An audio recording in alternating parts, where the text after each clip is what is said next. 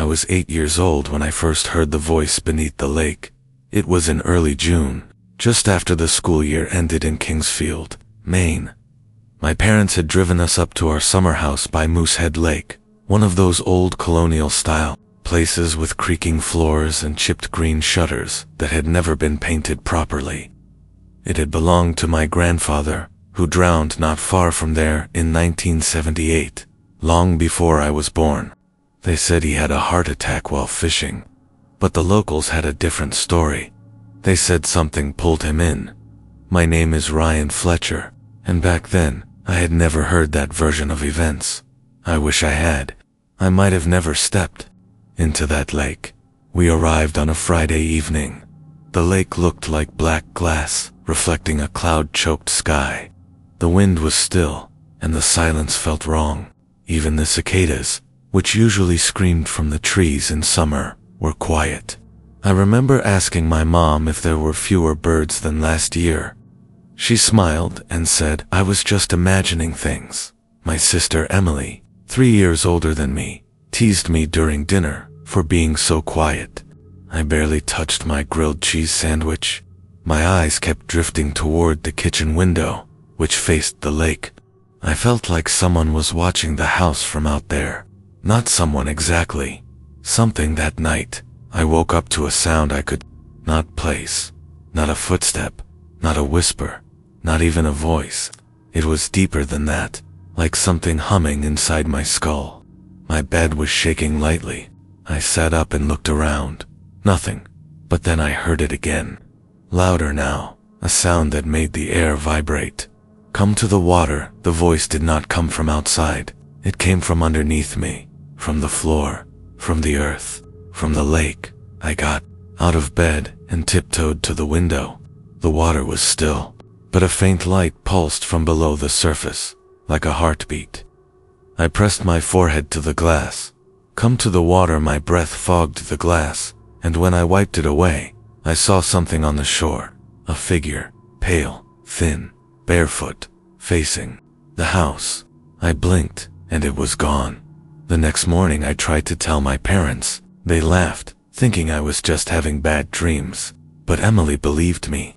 She said she had seen the same light years ago, the summer after Grandpa died, but never told anyone. That day, we decided to investigate. We waited until late afternoon, when the light outside started to dim. We took the canoe and paddled quietly to the small island at the center of the lake. It was called Goff's Island, and no one ever went there. My dad said it used to be a burial ground for the Penobscot tribe, but he had no proof. As we approached the island, we saw the trees lining the shore were all dead. No birds, no bugs, not even moss. Just bone-white bark and twisted branches. We pulled the canoe up and stepped onto the sand. The air was colder there, like walking into a meat locker. Emily held my hand. Neither of us spoke. We explored the island in silence until we reached the center. There we found a hole, about 4 feet wide, perfectly round, lined with stones, and descending into blackness. I picked up a rock and dropped it in. No sound. Then I heard it again. The voice. Come to the water. Millie heard it too. She turned to me, eyes wide. Her lips were moving, but no sound came out. I reached for her hand, but she was gone. Just gone. I spun around, heart pounding. No trees, no hole, no island, just water. Water everywhere, and a woman standing on the surface of the lake, looking at me with no eyes. I stood there, paralyzed, staring at the woman who hovered over the lake's surface. Her face was a blank mask of pale skin stretched too tight over sharp bones. Where her eyes should have been were 2 dark holes that seemed to suck in the last light of the day. Her hair was long and black, and floated around her like strands of seaweed drifting in slow motion. I tried to call out for Emily, but my voice was lost in my throat. I looked down at my feet, expecting to see the sand of the island, but there was nothing there. Just dark water rising up to my knees, even though I was certain I was still on land seconds before. The woman began gliding toward me without moving her legs. With every inch she came closer. The water climbed higher until it lapped against my waist. A deep cold spread through my bones. A cold that felt older than the lake, older than me, older than time itself. Come to the water. Her mouth did not move, but the words pounded inside my skull. I forced my legs to turn, but the water was thick, heavy, like trying to run through tar. My lungs burned. I stumbled and fell face first. The black water swallowed me. Underneath, the lake was alive. I could feel things brushing against my skin, long and thin, like fingers, searching for something. I kicked as hard as I could. My head broke the surface, and I gasped, choking on the frigid air. The island was gone. The canoe was gone. The trees around the lake had twisted into unnatural shapes, like black claws, reaching for the sky. The sun had set completely, leaving only a sliver of dying orange light on the horizon. Emily, her name exploded in my mind. I turned frantically in every direction, but there was no sign of her. My legs grew numb, my strength faded. I knew I would drown if I did not act. I saw a distant light on the shore near our house. I forced myself to swim toward it, each stroke agony as something kept pulling at my ankles from below. Come to the water, I screamed until my throat tore, but I kept swimming. The light grew brighter.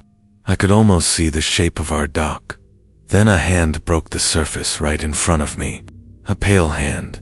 I tried to dodge, but it caught my wrist in a grip so cold it burned. I felt it pulling me down, the water closing over my head.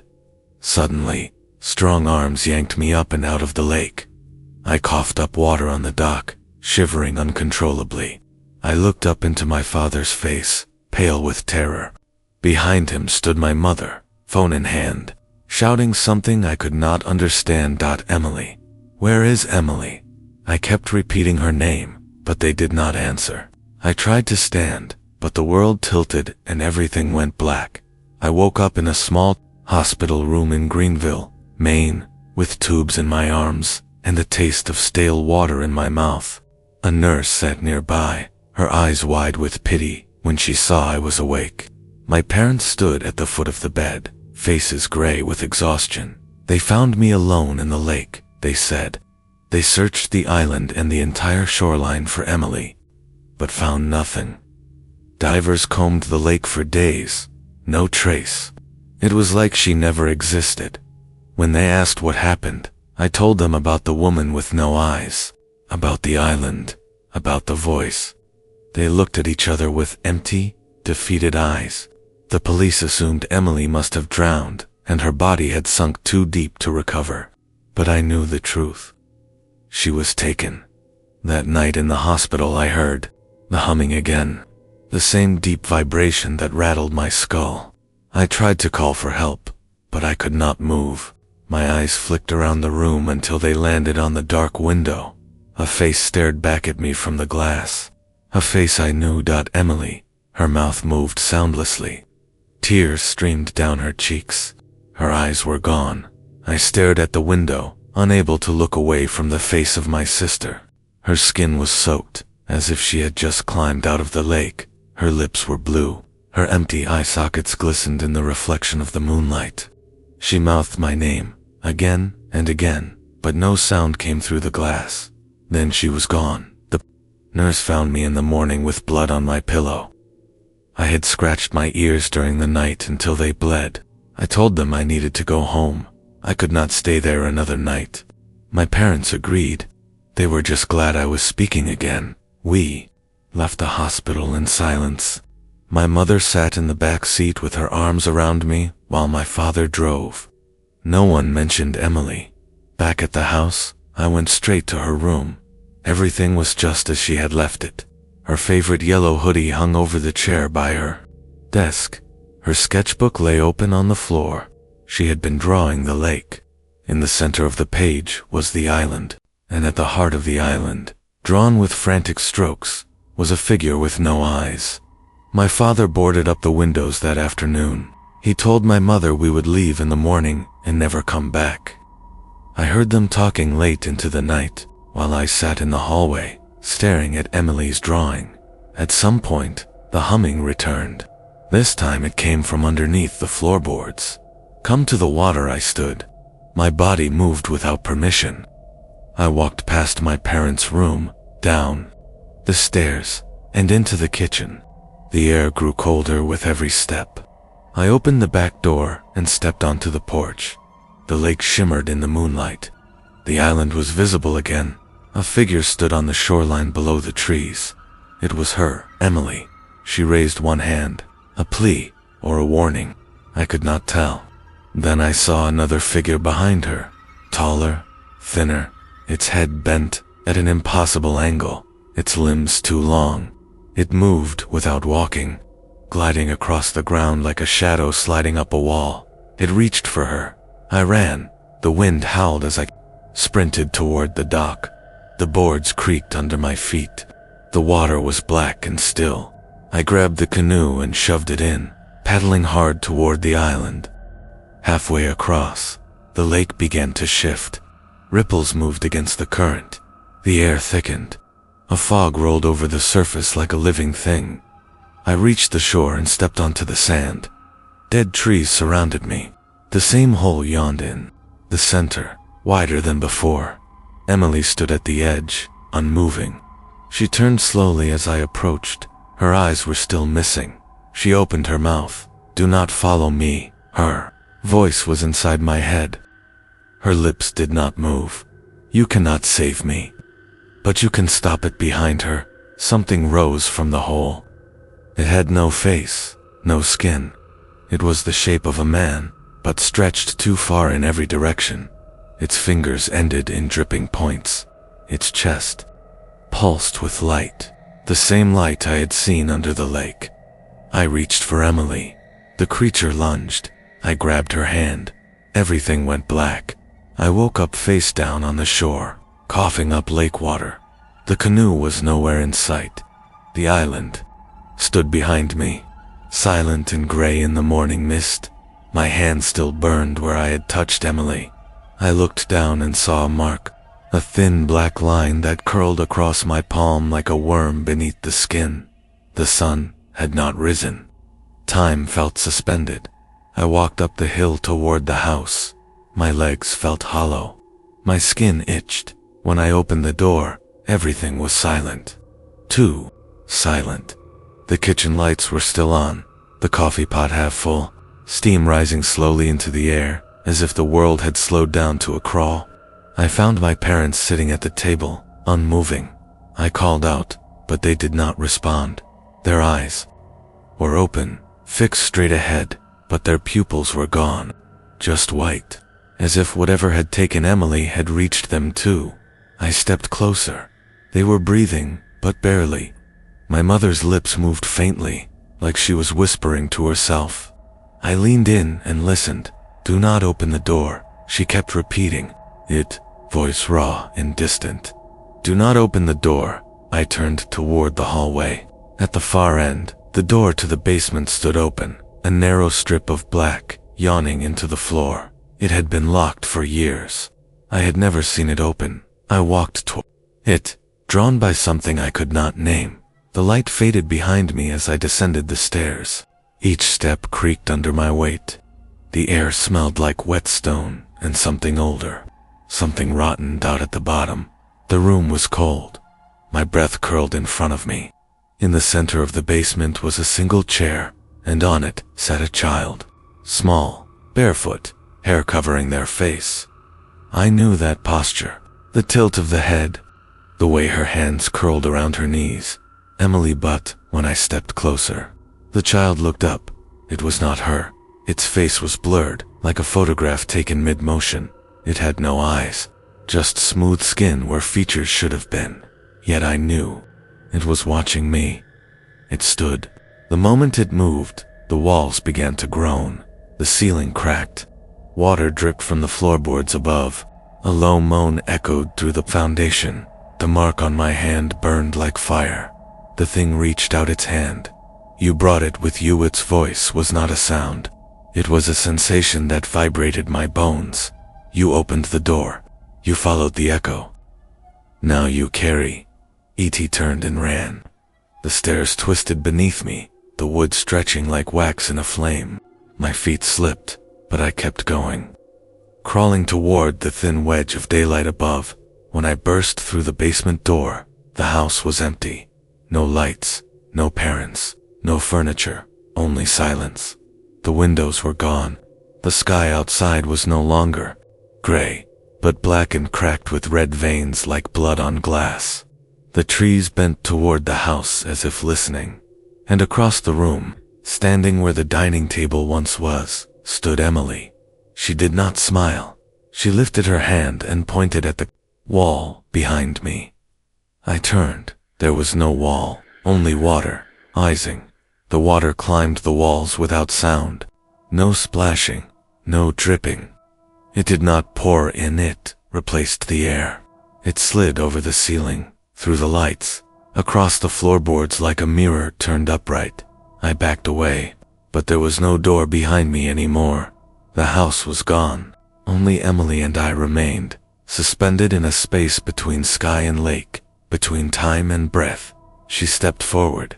Her skin was pale and translucent now, stretched tight over her bones. Her feet did not touch the floor. Her mouth opened slowly. You need to remember the mark on my hand pulsed. A line of heat traced up my arm and into my spine. I dropped to my knees, the pressure behind my eyes unbearable. Images flooded my mind. A child screaming in the woods, a man tied to a tree with his mouth sewn shut, a girl walking backward into the lake without looking. Bake had shadow beneath the ice that had no shape, but always a smiled in silence. Emily knelt beside me. She touched my forehead. You opened the way, you followed me, but this is not about us. Anymore. I tried to speak, but the words twisted in my throat like worms. She reached into her chest and pulled out something small and black, shaped like a bird's skull, but pulsing as if alive. She pressed it into my hand. Keep this from it. If it takes this, the others will come others. The word rang like a scream behind a locked door. Before I could ask her what she meant, the water shattered like glass. Sound returned in a floodwind howling, trees groaning, something screaming far below. I was alone again. I was back in the canoe. The lake was calm, but the air tasted wrong. My skin itched. I looked at my hands. The black mark had grown. It now reached my elbow, branching like roots. I paddled hard for shore. Each stroke was slower than the last, like the water fought back. My arms burned. I cried out, but the sound was swallowed. I reached the dock and stumbled out. The ground shook beneath my feet. I looked back at the lake and saw it boiling. Shapes moved beneath the surface. Not fish, not people. Things long and thin with jaws to wide and eyes that glowed white under the surface. They had been waiting. I ran up the hill and into town. Kingsfield was smaller than it had been. Homes were shuttered. Yards overgrown. No cars on the road. The post office was boarded up, and the church steeple was leaning sideways like it was ashamed. I reached Main Street and saw the sheriff's cruiser outside the diner. It was running. The door was open. I called out, no answer. No answer.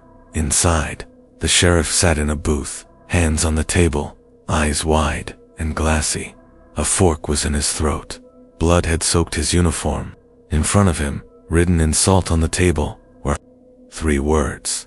She is coming. Guy stumbled back, heart slamming in my chest.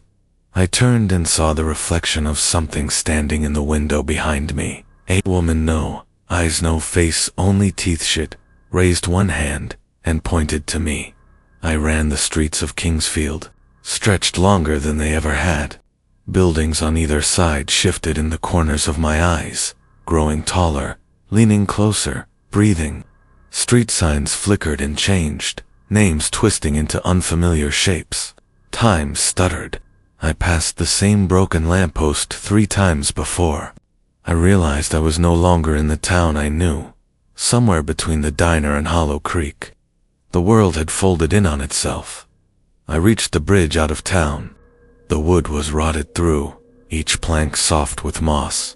The sign read "Road Closed," though it had never been closed before. Standing in the center of the bridge was a boy.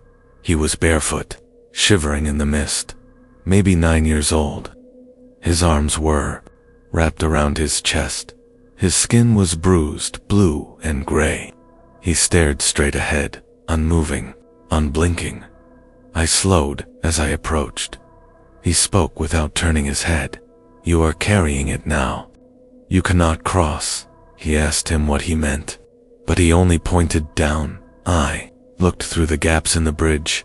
There was no creek, only a mouth, wide, toothless, breathing. It pulsed beneath the boards, sucking the mist inward, exhaling cold silence. Shapes moved across its slick surface. Hands, maybe. Maybe not. The boy stepped backward into it. I screamed and reached for him, but he had already sunk. The bridge began to collapse. I ran. Boards broke beneath my feet as I leaped for the bank and hit the ground hard. My palms were full of splinters. The pain felt real. More real than anything since the night I touched Emily. I crawled through the brush and followed the path toward the ranger's station. I remembered it being empty most of the year, but the radio tower was tall enough. If I could reach it, maybe I could signal someone. Maybe someone was still listening. As I approached the clearing, I saw smoke. The ranger's cabin was burning. The fire had no sound, no crackling, no heat, just light, cold and blue, like something under ice. The smoke rose in a straight column and did not fade into the sky. It formed words. "Do not forget her name then." The cabin imploded, sucking inward like a dying star. A ringing filled my ears. The mark on my arm burned hotter than ever. I peeled back my sleeve and saw that it had split open. Not like a wound, and I thought it was blinking. I fell to my knees and screamed. My voice carried across the woods, echoing farther than it should have. A moment later, something screamed back. Not an animal, not a person. Something broken. Something that used to be one or the other. I looked up. The forest had changed. The trees leaned in, roots twitching like fingers. Their bark had faces, some crying, some laughing, all whispering, "Come to the water, bring it back, finish what you started, die." Turned and ran, crashing through the underbrush until I reached the old cemetery behind the Methodist church. The graves were open, not dug, not broken, just open and empty at the far end of the cemetery. Where the land dipped down toward the lake, someone stood waiting. Not Emily this time, someone else taller, wrapped in something dark and wet. Their skin looked burned. Their mouth was sewn shut with red thread, and from the seams dripped water that steamed as it touched the ground on their hand. They held a small black object, another bird skull. They raised it toward me like an offering, but I knew it was not a gift. It was a key. And I had the lock. The figure stood motionless at the tree line, its hand extended toward me. The bird skull in its palm pulsed faintly, each beat echoing through my chest like a second heart. I took one step forward. The moment my foot touched the soft earth between the graves, the air thickened. Gravity pulled harder. My bones creaked. The sky overhead turned red, not from sunset, but from something burning behind it. Something pressing in from outside. The figure did not move. I looked into the sewn mouth, and I understood something that words could not explain. This thing had once been human. It had once stood where I stood. It had once chosen wrong. The thread around its mouth was not punishment. It was containment. I stepped back. The bird skull in my pocket twisted. I could feel it trying to move, trying to reach the one in the figure's hand. They wanted to join. I turned and ran toward the church, the one place I had avoided since we came back to Maine. The doors were still unlocked, the pews covered in dust, the altar draped in rotting cloth. Someone had drawn symbols across the walls, not in paint, but in something darker, drier, blood, maybe, or whatever was left of blood when it no longer belonged to a body. At the front of the church sat a book, not a Bible, a ledger. Inside were names, dates, coordinates, dozens of them, stretching back centuries. Kingsfield, Moosehead, Goff's Island. Other towns I had never heard of, some that no longer existed, and near the bottom of the list, written in careful script, were two new names. Emily Burke. Nathan Burke slammed the book shut. The wind rose outside. The church windows rattled. My ears rang with a noise I had heard only once before. That night, on the island, the voice without a mouth. You were chosen, but you brought her now. The gate is open. A crack split across the floor of the church. I fell backward as the altar sank into the ground. Beneath it, stairs spiraled downward into black water. The smell hit me first. Rot and rust and old stone. Then the cold. I should have run, but I knew there would be no escape. Not until I faced it. Not until I understood what Emily had meant. Keep it from them, I descended. The stairwell narrowed. The walls wept. The deeper I went, the louder the whispers became. Not in my ears, in my blood. My body was no longer mine. My arms moved without permission. The mark on my shoulder was now a circle, pulsing like a clock with no hands. I reached the bottom. There was no room. Just a hollow space beneath the earth, filled with water that was deeper than the lake, colder than ice. It moved in unnatural ways, rippling in perfect patterns, like breathing. In the center, a stone platform rose above the surface. Upon it sat a third bird's skull, this one larger than the others, cracked and worn, and around the platform stood 7 figures, all eyeless, silent, all watching. One turned toward me. It wore my face. My voice came from its mouth. Bring it to me. Stepped back, but the water reached for me. Hands rose from it. Dozens of hands, some childlike, some long and skeletal, all pulling. I screamed. The skull in my pocket pulsed red hot. One of the figures stepped forward and whispered in my ear without breath. If it has 3, we'll walk. If it walks nothing, we'll die again. The water rose. The 7 closed in. I had one choice. I threw the bird skull into the pit. The water screamed. It was not the sound of rage. It was the sound of hunger. The sound that followed shattered something deep in me. Not glass, not bone, but certainty. When the skull hit the water, it did not sink. It hovered just above the surface, vibrating violently. The 7 figures backed away, their faceless heads tilted, their bodies trembling as if resisting something far larger than themselves. Then the water caught fire, not with flames, but with light, sickly and green, like moonlight through algae. The light spread outward in ripples, illuminating the ceiling above the pit. That was when I saw it. A circle, carved into the stone. No symbols, just eyes. Hundreds of them, watching, unblinking, moving. They blinked in unison as the skull cracked in half. Something below the surface stirred. The platform groaned and tilted. The 7 began to chant, not with mouths, but with motion. Their bodies swayed, their arms raised.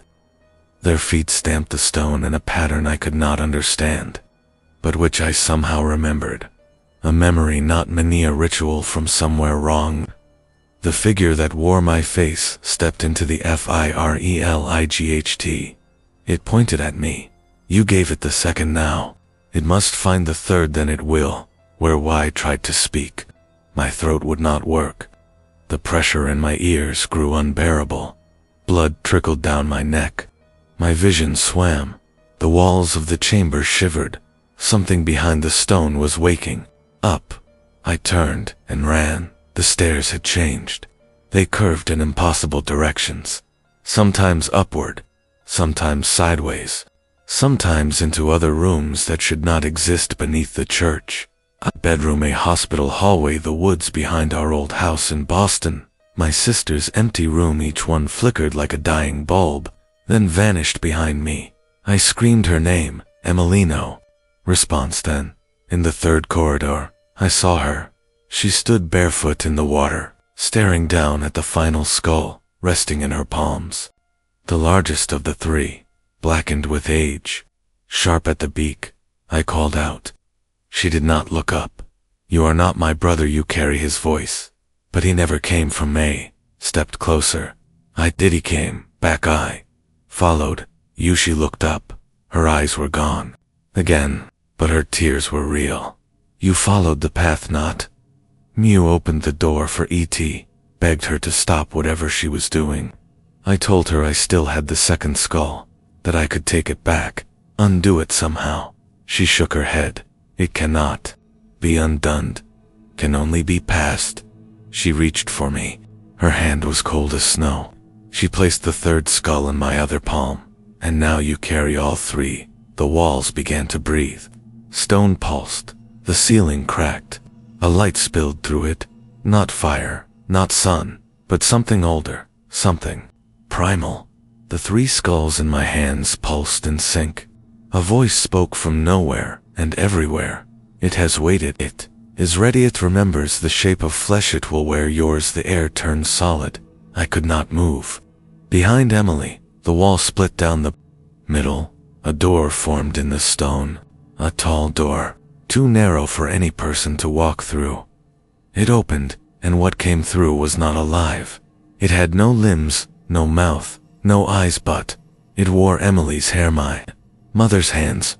My father's voice had reached out, not with arms, but with memory. I saw every moment of our lives, every tear, every scream, every silence after the drowning. I saw what I had forgotten. Emily never spoke my name after the lake, not once, not until the last night, and when she did, it was not to mesh, had not come back. She had brought something through. The creature stepped closer, and it smiled. It smiled without a mouth. That was what broke me. I had seen death before. I had seen what came after drowning, but this thing was not death. It was not even life. It was memory twisted inside out, something too old to have a name. The walls of the church dissolved. I stood no longer in a room, but on a wide, flat plain of ash. The lake was gone. The town was gone. Even the sky had been replaced by a ceiling of flesh, stretched taut with veins pulsing above me, and the creature that wore my family's pieces walked toward me without moving. It did not step. The world moved for it. The ground pulled me closer, each breath dragging me inward. The skulls in my hands throbbed. The third one cracked open. From within poured a black smoke, thick and wet, curling around my fingers and seeping into my skin. I screamed, but no sound came. The smoke was not just entering my body, was remembering through me. It was searching my memories, feeding on everything I had buried. I saw Emily in the water again, but this time, I was not on the shore. I was beneath her, pulling her down, my hands on her ankles, my face watching from the surface. I fell to my knees, choking on the memory. I had not followed her to the island. I had brought her that day on the lake. I had heard the voice before she did. I had seen the shape in the water. I had smiled, not because I was happy, because I understood. Emily was never supposed to come back. She was supposed to stay with it, but something had gone wrong. I had been too afraid. I had pulled her body from the water after the others had gone home. I had buried her on the island. I had hoped the lie would be enough, and now the truth had returned. The creature circled me, its skin peeled open like pages, revealing eyes stitched inside. Each one blinked slowly, looking at me, judging, not with anger, with disappointment. You promised, you failed. Now they will not sleep. The 7 figures reappeared in a circle around me. The copies, the dead, the ones who had given in. Each held a piece of their own face in their hands. They placed them on the ground around me, forming a ring of bone and blood. Emily stood outside the circle, her arms crossed. She looked smaller, now thinner, hollow. I asked her what I could do. She said nothing. Instead, she pointed to my chest. I looked down. The third skull had melted into my skin. The mark on my hand now wrapped around my entire body like a vine. I was no longer carrying the keys. I was the gate. The creature raised one limb a tendril. A memory hand touched my forehead. Everything went black. I was back on the canoe. The lake was calm. The sun was rising. I was alone. I reached into my pocket. No skulls. No marks. No blood. I turned and saw the house at the top of the hill. Smoke rose from the chimney. The kitchen lights were on. I stepped off the dock and walked toward it, my legs light, my chest warm with something like peace. Inside, my parents were at the table. My mother looked up and smiled. "You are back." I nodded. I sat down. The coffee was warm. I heard a sound upstairs. Footsteps. Emily. Alive. Whole. I had come back. Everything was as it should be. Everything was perfect. But deep inside, below the floorboards, behind the walls, just beneath the skin of the world, something smiled. The coffee was warm. My mother laughed softly, her hands folded around the mug. My father leaned in, asking about school. They had not aged. They looked just as they had before the lake, before the drowning, before the thing came through. But I knew this was not real. The light coming through the kitchen window was wrong. It did not move. It did not flicker. The dust in the air hung still, suspended like tiny frozen stars. I stood and walked to the window. Outside, the lake was perfectly calm. Too calm. There was no breeze, no birds. The reflection of the house shimmered across the surface, but my own was missing. Behind me, my father said my name. Nathan. I turned, but he was not there. The kitchen was empty. The mug sat untouched. The coffee cold. The stove had never been lit. I stepped into the hallway. The door at the end, the one that led to the basement, was open. It had never been open before. I moved toward it, each step heavier than the last. The walls on either side began to breathe. The wallpaper peeled back to reveal hundreds of tiny eyes embedded beneath. They blinked in perfect unison. The stairs groaned beneath my weight, each one lower than the last. As I descended, the house faded behind me. The basement was flooded. Dark water reached my knees. I moved forward, each step disturbing the surface. The ceiling sagged. The walls dripped. And ahead, beneath the flickering bulb, stood Emily. But she was not a child anymore. She was, as I remembered her the night she disappeared, older, quiet, staring down into the black water. I called to her. She turned. Her eyes were gone again. But this time, I saw what filled them. The lake, not just the water. The memory of it. The weight of everything that had drowned there. Every person, every lie, every dream pulled beneath its surface. She spoke. "You opened the gate, now it wears you and you will wear it forever." She stepped aside. Behind her, in the center of the flooded room, floated the creature. It was not a shape, not a person. It was a gathering of things that should not have touched. Arms, teeth, hair, pieces of the seven, pieces of me, and it wore my face. I stepped into the water. It rose instantly, pulling me under. I did not fight. I let it take me. My lungs filled, my vision blurred, and I remembered. The real Emily had never come back. She had died that day. The thing that wore her face had climbed out of the water after I left. It had followed me back. It had lived in my house. It had whispered to my parents. It had worn her smile, her voice, and I had believed it, because I needed to, because the alternative was too horrible. But now, there was no alternative. The creature wrapped itself around me, and the final skull, the one I had become, split in two.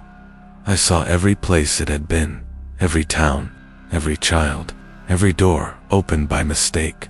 I saw the towns that had vanished. The names crossed out of the ledger. They had all carried it. And now I did. When I rose from the water, I was still me, but I was not only me. Emily stood beside me, her face blank. "You were ready." We stepped out of the house together. Outside, Kingsfield was no longer real. It was a skin stretched across memory.